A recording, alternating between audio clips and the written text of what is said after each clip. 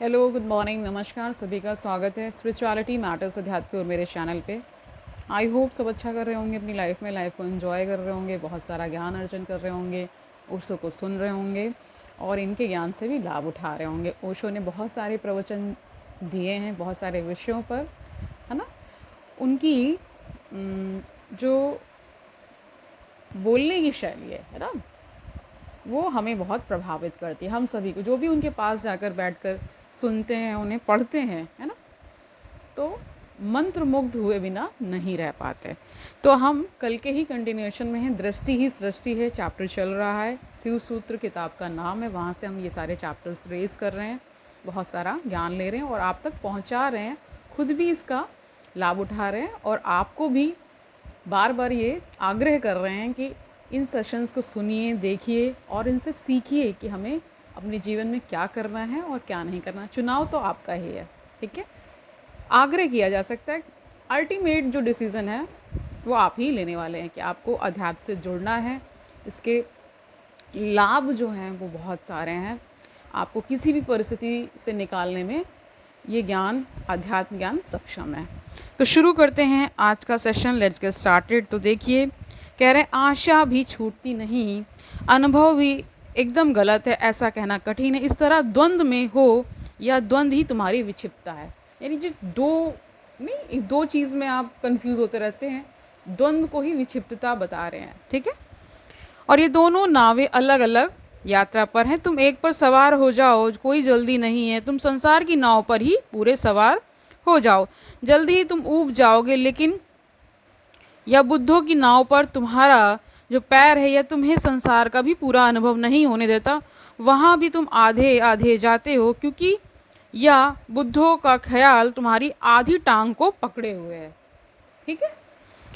तो तुम मंदिर भी संभालते हो, दुकान भी संभालते हो, ना दुकान संभलती है ना मंदिर संभलता, ये दोनों साथ संभल भी नहीं सकते। तुम पूरी तरह दुकान पर ही चले जाओ, भूल जाओ कि कभी कोई बुद्ध हुआ, कोई महावीर, कोई कृष्ण हुआ, शिव हुए, भूलो ये कोई शास्त्र है, सब भूलो, बस खाता वही सब कुछ है। एक बार तुम पूरे वहाँ लग जाओ तो जल्दी ही तुम वहाँ से बाहर निकल जाओगे, तुम्हारा अनुभव ही तुम्हें कहेगा कि सब व्यर्थ है। तो ये एक स्थिति ऐसी आती है आपके जीवन में, जब आपको ज्ञान की ओर आप बढ़ते चले जाते हैं तो आपको चीज़ें जो व्यर्थ हैं वो दिखाई पड़ने लगती हैं, व्यर्थ के प्रपंचों में आप नहीं पड़ते, वह भी नहीं हो पाता। और बुद्धों की नाव में तुम पूरे सवार नहीं हो पाते, क्योंकि तुम्हारा मन कहे चला जाता है कि अभी जल्दी मत करो, अभी बहुत समय है। हम सब को ये लगता है कि बहुत समय है, बहुत समय है, और एक समय ऐसा आता है कि वो समय ही नहीं बचता है, मृत्यु आकर के आपको ले जाती है और फिर आप कहते रह जाते हैं कि पूरा समय ऐसे ही व्यर्थ गवा दिया, भजन किया नहीं, उस ईश्वर की खोज की नहीं, उस परम तत्व के बारे में जाना नहीं, उसकी अनुभूति में बहुत सारी चीज़ें हैं ना, इसलिए आप बहुत इधर उधर पड़े रहते हैं। ये कर लूँ आज, ये कर लूँ आज, ये वो हो जाए, है ना, इस पे बहुत ज़्यादा इंटरेस्ट आ रहा होता है सांसारिक जीवन में, इसलिए ऐसा होता है। कह रहे हैं और अभी तुम्हारी उम्र ही क्या है, ये तो बुढ़ापे की बातें हैं, जब बिल्कुल मरने लगो और एक पैर कब्र में चला जाए तब तुम दूसरा पैर बुद्ध की नाव पर सवार कर लेना, अभी क्या जल्दी है। तो ये हास्य विनोद में ओशो कह रहे हैं कि ऐसा ही लोग सोचते हैं कि बुढ़ापे पे भक्ति करेंगे, ये कर लेंगे, वो कर लेंगे, वहाँ कुछ होता है नहीं, क्योंकि जो जीवन भर आपने किया होता है वही लास्ट के दौर में आपको वही चीज़ें सताती हैं। अगर आप बहुत सांसारिक जीवन में रहें तो फिर संसार आपको सताने वाला है। तो लोग सोचते हैं कि धर्म बुढ़ापे के लिए है, जब बिल्कुल मरने लगेंगे तब उन्हें गंगा जल की ज़रूरत पड़ती है, जब बिल्कुल मरने लगेंगे तब कोई उनके कान में नमोकार मंत्र दोहरा दे। मरते वक्त जब सब व्यर्थ हो गया और जब कोई ऊर्जा न बची, कोई शक्ति न बची यात्रा की, तब तुम यात्रा को तैयार होते हो, नहीं तुम फिर गिरोगे वापस संसार में, फिर तुम उसी नाव पर सवार होगे, ऐसा तुम अनंत बार कर चुके। आत्मा नर्तक है और अंतरात्मा रंगमंच है ना। ध्यान रखो, जो भी तुम्हें बाहर दिखाई पड़ता है वह तुमने भीतर से बाहर डाला है। तुम जीवन में वही देखते हो जो तुम डालते हो, और तुम्हारे जीवन में कोई कह रहे हैं कि कई मौके आते हैं, लेकिन हम क्योंकि वैसा ही जीवन जी रहे होते हैं तो अपनी आदतों को हम बदलते ही नहीं, है ना। इस ये भी कारण बनता है। मैंने सुना है एक मुसाफिर खाने में 3 यात्री मिले, एक बूढ़ा था 60 साल का, एक कोई 45 साल का अधेड़ आदमी था और एक कोई 30 साल का जवान था। तीनों बातचीत में लगे। उस जवान आदमी ने कहा, कल रात एक ऐसी स्त्री के साथ मैंने बिताई कि इससे सुंदर स्त्री संसार में दूसरी नहीं हो सकती, और जो सुख मैंने पाया वह क्या है, अवर्णीय, यानी जिसका वर्णन नहीं किया जा सकता। 45 साल के आदमी ने कहा, छोड़ो बकवास, बहुत स्त्रियां मैंने देखी, वे सब अवर्णीय जो सुख मालूम पड़ते हैं कुछ अवर्णीय नहीं है, सुख भी नहीं है। सुख मैंने जाना कल रात भोज में आमंत्रित था, ऐसा सुस्वादु भोजन कभी जीवन में जाना नहीं। बूढ़े आदमी ने कहा, क्या यह भी बकवास, असली बात मुझसे पूछो, आज सुबह ऐसा दस्त हुआ, पेट इतना साफ हुआ, ऐसा आनंद मैंने कभी जाना नहीं, अवर्णीय। बस संसार के सब सुख ऐसे ही उम्र के साथ बदल जाते हैं, लेकिन तुम ही भूल जाते हो। 30 साल की उम्र में काम वासना बड़ा सुख देती मालूम पड़ती है, 45 साल की उम्र में भोजन ज़्यादा सुखद हो जाता है, इसलिए अक्सर 40-45 साल के पास लोग मोटे होने लगते हैं। 60 साल के करीब भोजन में कोई रस नहीं रह जाता, सिर्फ पेट ठीक से साफ हो जाए तो समाधि सुख मिलता है, वह किसी और चीज़ में नहीं। तीनों ही ठीक कह रहे हैं, क्योंकि संसार के सुख बस ऐसे ही हैं, और इन सुखों के लिए हम कितने जीवन गंवाए हैं, हमने कितने जीवन गंवा दिए ना, यही बता रहे हैं। और ये मिल भी जाए तो भी कुछ नहीं मिलता, क्या मिलेगा, अंतरात्मा रंगमंच है। तो ये सूत्र बार बार ओशो याद दिला रहे हैं, ठीक है। बाहर तुम वही देखते हो जो तुम सब भीतर से डालते हो, ठीक है। जवान आदमी की आँखों में से वासना बाहर जाती है, उसका सारा शरीर वासना के तत्वों से भरा है, वह जहाँ भी देखता है वहाँ स्त्री दिखाई पड़ती है, सब तरफ काम वासना ही उसे पकड़ लेती है। मुल्ला नसरुद्दीन जवान था, पत्नी के साथ एक चित्रों की प्रदर्शनी थी, वहाँ गया, नई नई शादी थी और जगह जगह घूमने का ख्याल था। प्रदर्शनी में बड़े कीमती चित्र थे। एक चित्र के पास नसरुद्दीन रुक गया और क्या किया उसने और देर तक ठहरा रहा। भूल ही गया कि पत्नी साथ है। चित्र एक नग्न स्त्री का था, अति सुंदर, और नग्नता उसे थोड़े से 2-4 पत्तों से ढकी थी। चित्र का नाम था वसंत। वह ठगा सा खड़ा था। आखिर पत्नी ने उसका हाथ झकझोरा और कहा, क्या पतझड़ की प्रतीक्षा कर रहे हो, ऐसा प्रश्न किया। बस ऐसा ही आदमी का मन है, पत्नी ठीक ही पहचानी। पत्नियां अक्सर ठीक पहचान लेती हैं। तुम्हारे भीतर जो जोर मार रहा हो वही चारों तरफ का संसार हो जाता है, तुम उसे रंगते हो। हमारे पास एक शब्द है बड़ा बहुमूल्य, दुनिया की किसी भाषा में वैसा शब्द खोजना कठिन है, वह है राग, है ना। राग का मतलब आसक्ति भी होता है, राग का मतलब रंग भी होता है। तुम्हारी सब आसक्ति तुम्हारी आँखों से फेंके गए रंग का परिणाम है। तुम रंगते हो चीज़ों को, जिन को तुम रंग लेते हो वही राग पकड़ जाता है। राग का अर्थ है तुमने रंग लिया। सुंदर स्त्री, कह रहे हैं स्त्री को सुंदर नहीं कह रहे हैं ओशो, कह रहे हैं स्त्री सुंदर नहीं हो तो तुम्हारे भीतर काम वासना का रंग होता है, तो स्त्री सुंदर दिखाई पड़ती है। छोटे बच्चे को कोई फिक्र नहीं है, अभी काम वासना का रंग पक्का नहीं हो, इसलिए ऐसा होता है ना। बूढ़े का रंग जा चुका है, वह तुम्हारी मूढ़ता पर हंसता है, हालांकि यही मूढ़ता उसने भी की है। तुम भी हंसोगे, लेकिन मूढ़ता करते वक्त जो पहचान ले और समझ ले वह जाग जाता है।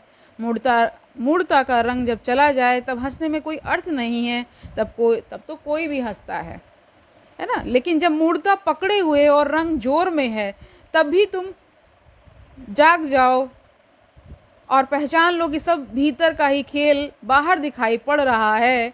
बाहर कुछ भी नहीं है, कोरा पर्दा है, अंतरात्मा ही रंगमंच है और वहीं प्रोजेक्टर है, वहीं से हम सारा फैलाव कर रहे हैं। बुद्धि के वश में होने से सत्व की सिद्धि होती है, ये दूसरा सूत्र था ना। और यह जो खेल चल रहा है तब तक चलता रहेगा और तुम इसमें भटकते रहोगे जब तक बुद्धि वश में ना हो। बुद्धि के वश में होने से सत्व की सिद्धि हो जाती है। जैसे ही तुम्हें यह स्मरण आ जाए कि सारा खेल भीतर का है ना, जो भी भीतर आप चलाएंगे, अगर आप बहुत ज़्यादा कामुक हैं तो बाहर जो जीवन आप कामुकता वाला जीने वाले हैं, है ना। अगर आपके अंदर सत्व विद्यमान है तो वैसा जीवन हो जाएगा, ऐसा कह रहे हैं। तो फिर संसार को वश में करने की तुम फिक्र छोड़ दोगे, वह कभी किसी के वश में नहीं हुआ, वहाँ है भी कुछ नहीं, है ना। वहाँ केवल पर्दा है। तुम अपनी बुद्धि के वश में कह रहे तुम अपनी बुद्धि को वश में कर लो और सारा संसार तुम्हें वश में हो जाता है। जैसे ही तुम्हें यह स्मरण आ जाता है कि जिस खेल को मैं देख रहा हूँ उसका निर्माता मैं हूँ, अभिनेता मैं हूँ, कथा लेखक मैं हूँ, सभी कुछ मैं हूँ, मंच भी मैं हूँ, वैसे ही तुम बाहर की बदलाहट में उत्सुक नहीं रह जाते। तब तुम भीतर मेरी जो मालकियत है उसको पाने में लग जाते हो। वह है बुद्धि की मालिकियत, यानी बुद्धि आपकी ठीक से काम करे तो फिर सब कुछ बढ़िया हो जाता है। तुम अपनी बुद्धि के मालिक नहीं हो, तुम्हारे विचार तुम्हारे गुलाम नहीं है, तुम अपने विचारों के गुलाम हो। वे तुम्हें जहाँ ले जाते हैं वहाँ तुम जाते हो, तुम उन्हें जहाँ ले जाना चाहते हो वे जाते नहीं। एक छोटे से विचार को भी मोड़ने की कोशिश करो, वह इनकार कर देता है। एक छोटे से विचार को कहो कि शांत हो जाओ, वह बगावत कर देता है। तभी तुम कभी इस तरफ ध्यान ही नहीं देते क्योंकि इतना पीड़ादायी है इस तरफ ध्यान देना कि मैं अपना भी मालिक नहीं और दुनिया के मालिक होने की तुम कोशिश में लगे रहते हो। और जो अपना ही मालिक नहीं है वह कैसे किसी और का मालिक हो पाएगा। अपने मन को गौर से पहचानो, उसका निरीक्षण करो, तो पहली तो बात यह समझ में आएगी, मालिक मन हो गया, आत्मा नहीं, तुम नहीं। मन कहता है यह करो तो तुम्हें करना पड़ता है, ना करो तो मन झंझट खड़ी करता है। तो ये बहुत ही सुंदर शब्द है झंझट, और इसका इस्तेमाल ओशो बहुत करते हैं कि झंझट में लोग पड़े रहते हैं, इसलिए फिर वो झंझट वाला जीवन ही बनाते हैं। ना करो तो मन उदास होता है, उसकी उदासी तुम्हारी उदासी बन जाती। करो तो कहीं पहुंचते नहीं क्योंकि मन अंधा है, उसका आदेश मानकर तुम पहुंचोगे भी नहीं। मन तो मूर्छा है, यानी बेहोशी है, उसकी सुनकर तुम कहीं पहुंचने वाले नहीं हो। तुमने सुना है कि अंधे अगर अंधों का अनुगमन करें तो खड्डों में गिरते हैं, यानी अंधे के पीछे अंधा चलेगा तो फिर खड्डे में ही गिरने वाले हैं ना। लेकिन यही प्रत्येक कर रहा है, तुम्हारा मन बिल्कुल अंधा है, उसे कुछ भी पता नहीं है और तुम उसका अनुगमन करते हो। जैसे छाया तुम्हारे शरीर का अनुगमन करती है, तुम मन का अनुगमन करते हो। तुम भूल ही गए हो कि मालिक तुम हो। गुलामों के साथ बहुत दिन तक जुड़े रहने पर ऐसा अक्सर हो जाता है। धीरे धीरे गुलाम मालिक हो जाते हैं, क्योंकि जितना तुम उन पर निर्भर होने लगते हो उतनी ही उनकी मालकियत सिद्ध होती चली जाती है। सारी साधना एक ही बात की है कि मन की मालकियत तोड़ दो। क्या करोगे मन की मालकियत तोड़ने के लिए, प्रश्न कर रहे हैं ओशो। पहली बात कि मन की मालकियत तोड़नी हो तो मन के साथ तादाद में तोड़ दो। मन में एक विचार उठता है, तुम उस विचार के साथ मत जुड़ो, एक मत हो जाओ। तुम्हारे एक होने से ही उसको ताकत मिलती है। तो कह रहे एक मत हो जाओ, ठीक है। तो ये जो आप उसको और ज़्यादा पोषण देते हैं ना उसकी इशारों पे नाच करके, यानी मन के इशारों पर, ठीक है, ऐसा नहीं करना। तुम दूर खड़े रहो, तुम ऐसे देखते रहो जैसे रास्ते पर लोग चल रहे हैं, तुम किनारे पर खड़े देख रहे हो। तुम ऐसे देखते रहो जैसे आकाश में बादल भटक रहे हैं और तुम दूर ज़मीन पर खड़े रहे हो। अपने को जोड़ो मत विचार से, यह मत कहो या मेरा विचार है, जैसा ही तुमने कहा मेरा कि तुम जुड़ेगी तुम्हारी शक्ति विचार में चली गई और वही शक्ति तुम्हें गुलाम बनाती है। वह शक्ति भी तुम्हारी है, तुम जुड़ो मत। जैसे जैसे तुम दूर हटोगे, टूटोगे, अलग होगे, वैसे वैसे विचार निर्जीव हो जाता है, निर्वीर्य हो जाता है ना। उसको ऊर्जा नहीं मिलती। तुम्हारी तकलीफ यह है कि तुम दिए की ज्योति तो बुझाना चाहते हो, लेकिन तेल तुम खुद ही डालते हो। इधर तुम फूंकते हो, उधर तुम तेल डालते हो। तेल डालना बंद करो। पहली बात, पुराना तेल ज़्यादा देर नहीं चलेगा, पहले तेल डालना बंद करो। क्या है ये तेल, उसके बारे में जान लीजिए। जब भी कोई विचार तुम्हें पकड़ता है, क्रोध ने पकड़ा, तुम तत्क्षण को क्रोध के साथ एक हो जाते हो। तुम कहते हो मैं क्रोधित हो गया। अब सच्चाई यह है कि तुम क्रोध के साथ इतने एक हो गए कि तुम्हारी पूरी शक्ति क्रोध को मिल रही, तुम छाया हो गए, वह मालिक हो गया। जब क्रोध आए तब तुम दूर खड़े होकर देखो, उठने दो क्रोध को, फैलने दो शरीर में, धुएं की तरह तुम्हें चारों तरफ से घेरने दो। तुम एक बात स्मरण रखो कि मैं क्रोध नहीं हूँ। जिस दिन ये भान हो जाएगा कि ये जो कुछ भी घट रहा है वो मैं नहीं हूँ, मैं तो क्या शुद्ध चैतन्य आत्मा हूँ, ये आपको जिस दिन बोध हो जाएगा, मुक्ति घट जाती है, फिर उसके बाद कुछ भी नहीं होता। तो यही बात कह रहे हैं। और जल्दी मत करो कृत्य में उतरने, कि क्योंकि कृत्य में उतार लेने पर लौटना मुश्किल है। तुम क्रोध को देखो और एक बात पक्की कर लो कि जिसने क्रोध पैदा करवाया है, गाली दी है, अपमान किया है, उसे अगर उत्तर भी देना है तो तभी देंगे जब क्रोध जा चुका होगा, उसके पहले उत्तर ना देंगे। कठिन होगा शुरू शुरू में, क्योंकि बड़ी सजगता साधनी पड़ेगी, लेकिन धीरे धीरे सरल होता होता जाता है। मुंह बंद कर लो, तभी देंगे उत्तर जब क्रोध शांत हो जाएगा। और यह भी ठीक है, क्योंकि शांत क्षण में ही उत्तर समुचित होगा। क्रोध के क्षण में उत्तर समुचित कैसे होगा, ये प्रश्न कर रहे हैं ओशो। या तो ऐसा है जैसे कोई नशे में उत्तर देने चला गया। हम सब नशे में ही रहते हैं अधिकतर जीवन में, ठीक है। काम वासना मन को पकड़े, दूर से खड़े होकर देखो, फासला बनाओ। तुम्हारे और तुम्हारे विचार के बीच में फासला जितना ज़्यादा होता जाए, जितना डिस्टेंस, जितनी दूरी हो जाए, उतनी ही तुम्हारी मालकियत सिद्ध होने लगेगी। तुम इतने सट कर खड़े हो गए हो कि तुम भूल ही गए हो कि दोनों के बीच कुछ जगह है। इसे आज से ही शुरू करो, जल्दी नहीं परिणाम आएंगे, क्योंकि जन्मों जन्मों की निकटता है, एक दिन में तोड़ी भी नहीं जा सकती। बड़े पुराने संबंध हैं, तोड़ने में वक्त लगेगा। लेकिन अगर तुमने तोड़ी, अगर तोड़ना आप सीख गए तो निश्चित ही अद्भुत कुछ घटता है ना। चेष्टा की तो टूट जाएगा, क्योंकि संबंध झूठा है, असली होता तो टूटता नहीं। झूठा है, बस ख्याल है, ख्याल ही भर है कि मैं इसके साथ हूँ। एक हो जाने का ख्याल ही झंझट खड़ी कर देता है। भूख लगे तो ऐसा मत कहो कि मुझे भूख लगी, इतना ही कहो कि मैं देखता हूँ शरीर को भूख लगी है। और सच्चाई भी यही है, तुम देखने वाले हो। भूख शरीर को लगती है, चेतना को कभी भूख लग भी नहीं सकती। शरीर में ही भोजन जाता है, शरीर में ही रक्त मांस की जरूरत पड़ती है, शरीर ही थकता है, चेतना कभी थकती नहीं। चेतना तो ऐसा दिया है जो बिना बाती और बिना तेल के जलता है। वहाँ कोई भोजन, कोई ईंधन न जरूरी है, न कभी चाहा गया है। शरीर के लिए ईंधन चाहिए, भोजन चाहिए, पानी चाहिए। शरीर यंत्र है, आत्मा कोई यंत्र नहीं है। भूख लगे, शरीर को भोजन दो। बस इतना स्मरण रखो कि शरीर को भूख लगी है, मैं देख रहा हूँ। प्यास लगे, पानी दो, जरूरी है देना, यंत्र को देना ही पड़ेगा। पागल होगा जो आदमी कहे कि यह शरीर मैं नहीं हूँ इसलिए पानी नहीं दूंगा। कार में बैठे हो और पेट्रोल ना भरोगे तो क्या करोगे? फिर उतर जाओ कार से, फिर यह चलने वाली नहीं है। अब तुम बैठे रहो और चलाने की कोशिश करो और कहो कि पेट्रोल ना दूंगा। बस इतना ही काफ़ी है कि कार के साथ एक मत हो जाओ, मालिक रहो, कार की ज़रूरत को पूरा करो। शरीर की ज़रूरत पूरी करनी है, वह यंत्र है, उसको उपयोग में लेना है ना, इसलिए ऐसा करना है। और उपयोग बड़ा है, क्योंकि दुख में भी ले जाने में वह सीढ़ी है और आनंद में ले जाने में भी वह सीढ़ी है। वही सीढ़ी है, क्योंकि शरीर सीढ़ी बनेगा ना, इसलिए शरीर तो एक सीढ़ी है। और सीढ़ी की खूबी होती है कि उसका एक छोर ज़मीन पर लगा होता है, दूसरा छोर आकाश में लगा होता है। तुम उसी से नीचे उतर सकते हो, तुम उसी से ऊपर चढ़ सकते हो। शरीर के ही माध्यम से तुम नरक तक आए हो, शरीर के माध्यम से ही तुम स्वर्ग तक पहुँचोगे, शरीर के माध्यम से ही तुम मोक्ष तक भी जा सकोगे। वह माध्यम है, उसे संभाल कर रखना, उसकी ज़रूरतें पूरी करनी है, लेकिन माध्यम के साथ एक हो जाने का कोई कारण नहीं है। यंत्र को यंत्र ही रहने दो। फाउंटेन पेन से तुम लिखते हो, लेकिन तुम फाउंटेन पेन नहीं हो।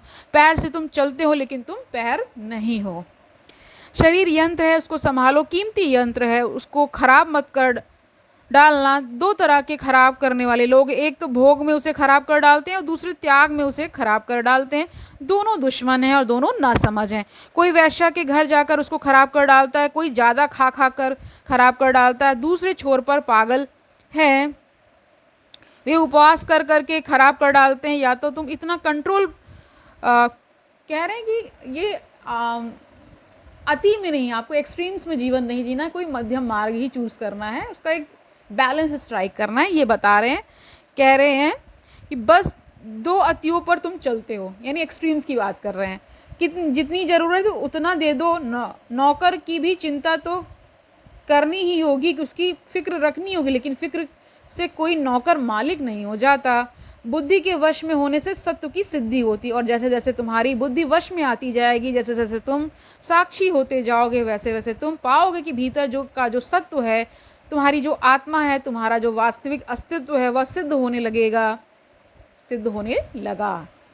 बुद्धि के भ्रष्ट होने से संसार, बुद्धि के वश होने से आत्मा। बुद्धि मालिक हो तो संसार, बुद्धि गुलाम हो जाए तो परमात्मा। तो आज के लिए इतना ही रखते हैं। तो आज के सेशन से हमने क्या जाना कि हमें अतियों में जीवन को नहीं जीना है, कि जैसे लोग अति में जीते हैं ना, खाते तो बहुत खा रहे हैं, भूखे हैं मतलब उपवास कर रहे हैं तो मतलब बहुत ज़्यादा उपवास कर रहे हैं। ऐसा जीवन नहीं जीना है, आपको एक बैलेंस क्रिएट करना है लाइफ में, सोच विचार के चीज़ें करनी है। कह रहे हैं कि बुद्धि अगर आपकी ठीक हो जाए तो वही परमात्मा बन जाती है, और बुद्धि अगर संसार में लग जाती है तो फिर वही भोग विलास है ना, ये सब काम वासना ये सब आपको सताने वाली हैं। जो जितना जो जैसा करेगा वो उसके प्रति वो उतनी आदत में पड़ता जाएगा, है ना। तो इसीलिए एडिक्शन से बचना है, किसी प्रकार का कोई एडिक्शन नहीं रखना है। बहुत सारे लोग इन खेल प्रपंचों में इसलिए पड़ जाते हैं क्योंकि वो अपना मन वहाँ केंद्रित करने लगते हैं। अगर जहाँ आप अपना मन लगाने लगेंगे फिर वो उसके प्रति आपका एकात्म भाव बढ़ता जाएगा, है ना, तदात्म होता जाएगा, है ना। मतलब उसको एक करने की कोशिश आप करेंगे। यहाँ पे एकात्म का मतलब वही है कि आप उस चीज़ को अपने अंदर ला करके उसमें रहना चाहते हैं। आपने देखा हो जो कामी है वो केवल कामना की, इच्छा की, है ना, किसी भी प्रकार के शरीर की इच्छा, कभी पैसा, कभी कुछ ना कुछ वो करते ही रहते हैं, इसलिए ऐसा होता है। और जो शांत और निश्चल हो जाते हैं उनके जीवन में सब पवित्रता के साथ रहता है, सब कुछ अच्छा लगता है उस आत्मा को, उस जीव को, है ना। मैंने ये अनुभव में किया है कि जिस चीज़ के प्रति आप ज़्यादा भागेंगे वो फिर आपको भगाने वाली है, ठीक है।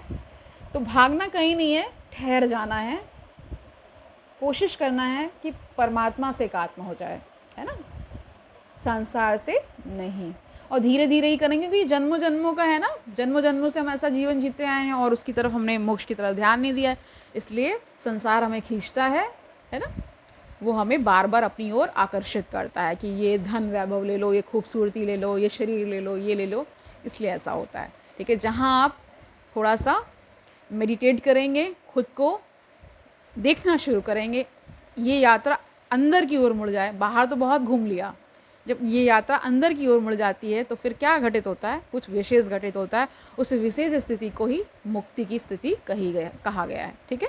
तो आज के लिए इतना ही रखते हैं, कल मिलते हैं, तब तक आनंद से रहिए, सुखपूर्वक अपना जीवन व्यतीत करिए, दूसरों को सुखी करिए, और ये भी याद रखिए कि ओशो का ज्ञान हमें निरंतर प्रकाश की ओर लेकर के जा रहा है। हमारे अंदर वो चेतना विकसित हो रही है जो क्या है, परमात्मा की ही उपस्थिति हमें वहाँ मिलती है। कहते हैं ना कि यहाँ जो मल और धूल और सब इकट्ठा कर लिया हमने, उसकी सफाई हो जाती है तो वो आत्मा प्रकाशित हो जाती है, वही परमात्मा है, ठीक है। कल मिलते हैं, तब तक के लिए हरि ओम तत्सत।